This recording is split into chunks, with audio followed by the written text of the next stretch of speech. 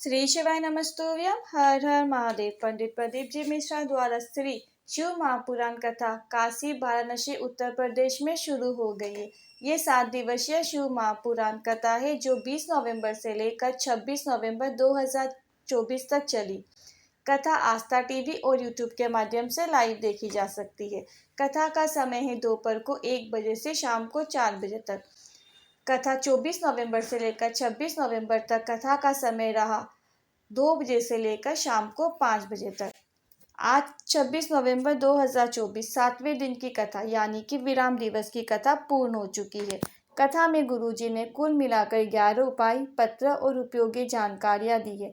सभी की जानकारी आपको इस वीडियो के माध्यम से प्राप्त होगी। यदि किसी कारणवश आप आज की कथा नहीं सुन पाए हो तो पूरी कथा का रसतत्व आपको इस छोटे से वीडियो के माध्यम से प्राप्त होगा। आइए शुरू करते हैं। कथा शुरू करते ही गुरुजी ने कहा, आपको प्रयास करना है। अगर बाबा ने आपको कुछ दिया है, आपके पास धन संपदा है और आपके घर के नज़दीक में अगर शिव महापुराण कथा हो रही है, आपको अपने दोनों हाथों से लुटाना ज़रूर है, क्योंकि भूखे को भोजन, प्यासे को पानी, जय बाबा बर्फानी। बढ़ते हैं कथा की दूसरी विशेष जानकारी की ओर। गुरुजी ने कहा, हम सभी से एक निवेदन करना चाहेंगे।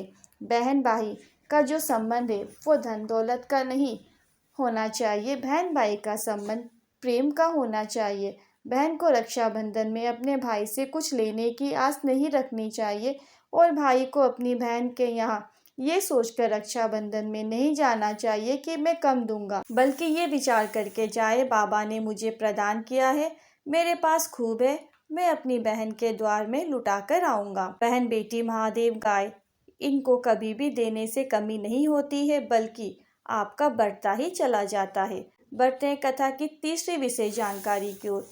गुरुजी ने कहा, रोटी 4 के हिस्से की होती है। जो हम घर पर रोटी बनाते हैं वो 4 लोगों के हिस्से में जाना चाहिए। पहला है गाय, दूसरा है भगवान, तीसरी है गुरु और चौथा है स्वान। इसके साथ ही गुरुजी ने कहा, गाय की रोटी हम गाय के लिए ना निकाल पाने के कारण अपने ही पति को खिला देते हैं, क्योंकि वो ऑफिस जाने के चक्कर में इतना जल्दी करता है कि मुझे जल्दी दे दो, जल्दी दे दो, तो पहली रोटी उसे ही दे देते हैं, जिसके कारण वो गाय जैसा बन जाता है और पत्नी जो कहती है वो सुनता चला जाता है। दूसरी रोटी और तीसरी रोटी भगवान और गुरु की होती है। वह हम भगवान और गुरु को ना देते हुए बच्चों के स्कूल में जाने में देर ना हो जाए तो वो रोटी हम बच्चे के टिफिन में दे देते हैं, और ये वही बच्चे होते हैं जो हमारे गुरु बन जाते हैं और हमें ही सिखाने का प्रयास करने लगते हैं। बढ़ते हैं कथा की चौथी विशेष जानकारी की ओर। चंचल जी पत्र लेकर आई।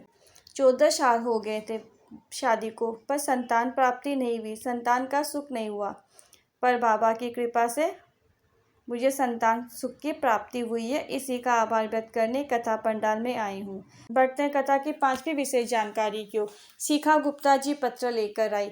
मेरी बेटी के पेट में अचानक दर्द हुआ। 2 से 3 डॉक्टर को दिखाया पर आराम नहीं लगा। फिर डॉक्टर ने अल्ट्रासाउंड करके, सोनोग्राफी करके बताया कि यह बीमारी 100 में से 1 बच्ची को होती है। बच्ची की किडनी ऊपर नीचे है और लीवर के पास भी 7 गठान हो गई है, जिसमें से 4 से 5 गठान बहुत बड़ी है। और डॉक्टर ने कहा कि समझ नहीं आ रहा है कि क्या करे। जो भी खिलाते थे वो निकल जाता था। फिर किसी के कहने पर आपके शिव महापुराण कथा सुनना शुरू किया। बेटी को मंदिर में ले जाकर उससे शिवलिंग पर जल चढ़ाना शुरू किया, बेलपत्र चढ़ाना शुरू किया और शिवलिंग पर चढ़े हुए जल को औषधि के रूप में प्राप्त करके और बेलपत्र को औषधि के रूप में प्राप्त करके उसे खिलाना शुरू किया। और कुछ समय बाद हमने फिर से उसकी जांच कराई तो डॉक्टर ने कहा कि आपकी बेटी की 7 गठान जो की थी वो गल चुकी है। इसी का आभार व्यक्त करने कथा पंडाल में आई हूँ। बढ़ते हैं कथा की 6ठी विशेष जानकारी की ओर। गुरुजी ने कहा, सतवा बाबा जी का कहना है कि एक कथा प्रयागराज में भी होनी चाहिए, कुंभ के मेले में, और ये शिव महापुराण कथा होनी चाहिए। आपको बता दें कि मेले का आयोजन जनवरी के दूसरे सप्ताह से लेकर फरवरी के आखिरी सप्ताह तक प्रयागराज में होगा, जो कि 2024 में, जिसकी जानकारी कल योगी आदित्यनाथ जी ने दी थी।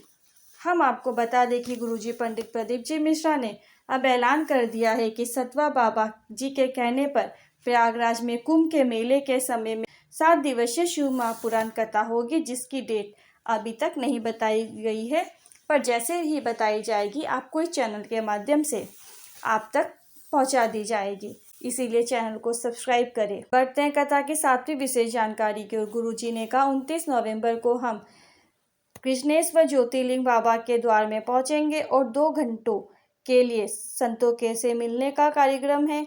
उसके बाद 30 नवंबर को राघव जी की शिव महापुराण कथा जो कि कृष्णेश्वर में चल रही है, 7 दिवसीय शिव महापुराण कथा जिन्हें नहीं पता है उन्हें बता दें कि 24 नवंबर से लेकर 30 नवंबर 2024 तक ज्योतिर्लिंग के समीप में चल रही है। तो गुरुजी अंतिम 2 दिनों में कृष्णेश्वर पहुंचेंगे और गुरुजी ने कहा अंतिम 2 दिनों में हम वहां पर शामिल होंगे और उसके बाद वहां से प्रस्थान करेंगे। बढ़ते हैं कथा की 8वीं विशेष जानकारी की ओर। पीहू जी पत्र लेकर आई। मेरा भाई जब 1 साल का था तो उसे बुखार आया और उसका बुखार उसके सिर पर चढ़ गया, जिसके कारण उसे झटके आने लगे। इसके बाद वो ठीक तो हो गया, पर उसके शरीर का विकास रुक गया। जहाँ पर बैठा रहता वहीं पर बैठ जाता और उठता ही नहीं। ना चल पाता था, ना कुछ बोल पाता था। किसी के कहने पर शिवलिंग पर जल चढ़ाना शुरू किया। जल का आचमन उसे कराना शुरू किया।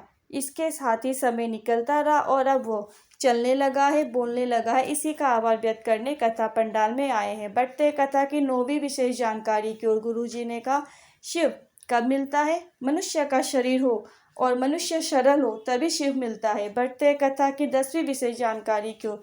गुरुजी पंडित प्रदीप जी मिश्रा ने आगामी कथा की जानकारी दी। गुरुजी ने कहा 1 दिसंबर से लेकर 7 दिसंबर तक सिरपुर महाराष्ट्र में कथा होगी, जिस कथा का नाम उन्होंने हाटकेश्वर शिव महापुराण कथा बताया। इसके बाद शिव महापुराण कथा 9 दिसंबर, 10 दिसंबर, 11 दिसंबर 3 दिवसीय शिव महापुराण कथा दुबई में होगी। इसके बाद कथा 16 दिसंबर से लेकर 22 दिसंबर 2024 तक मीरठ में कथा होगी। बढ़ते हैं कथा की 11वीं और अंतिम विशेष जानकारी की ओर। गुरुजी ने जानकारी दी कि अब ठंड का मौसम आ गया है और यदि आप कथा पंडाल में कथा सुनने आ रहे हो तो अपने साथ कंबल वगैरह की व्यवस्था लेकर आए और कुछ खाने की भी व्यवस्था लेकर आए, क्योंकि ठंड का मौसम है। मेरे द्वारा दी गई जानकारी जरा भी हेल्पफुल लगी हो तो कमेंट में हर हर महादेव जरूर लिखें। वीडियो को पूरा देखने के लिए बहुत बहुत थैंक यू। श्री शिवाय नमस्तुभ्यम। हर हर महादेव।